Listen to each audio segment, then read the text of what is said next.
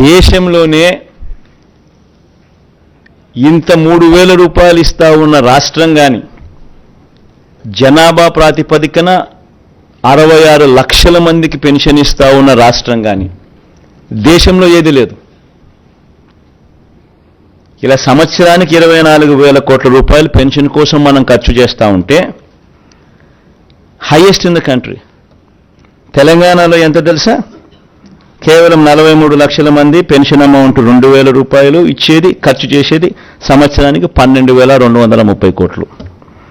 ఉత్తరప్రదేశ్లో pension amount 1000 ఇచ్చేది 80 లక్షల మందికి, ఖర్చు చేసేది 9,592 కోట్ల రూపాయలు. రాజస్థాన్లో పెన్షన్ సొమ్ము అమౌంట్ 750 ఇచ్చేది 90 లక్షల మందికి, వాళ్ళ జనాభా 8.31 కోట్లు, మన జనాభా 5.10 కోట్లు. 8,114 కోట్లు వాళ్ళ సంవత్సరానికి ఖర్చు.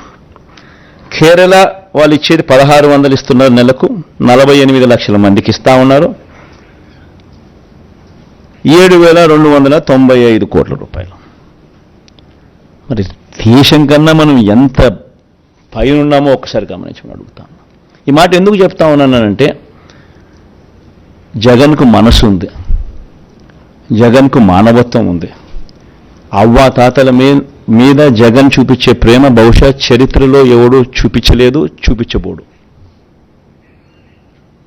ఎందుకు చెప్తా ఉన్నానంటే, పెన్షన్ల పెంపు అనే కార్యక్రమం కూడా 3,500కు పెంచుతాం.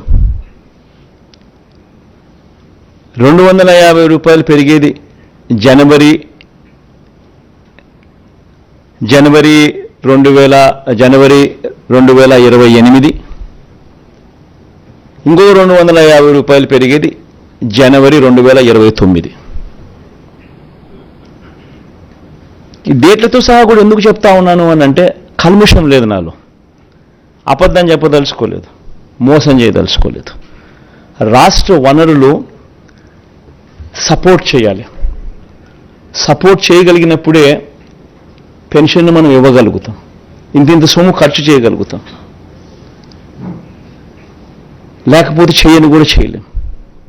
250 రూపాయలు పెరిగింది అని అంటే దాదాపుగా దాని కాస్ట్ 2,000 కోట్ల రూపాయలు పైచిలుకు పడుతుంది. మరో 250 కోట్లు పెరిగిందంటే దాని కాస్ట్ 4,000 కోట్లకు పెరుగుతుంది సంవత్సరానికి, ప్రతి సంవత్సరం. సో సపోర్ట్ చేసే పరిస్థితి ఉండాలి.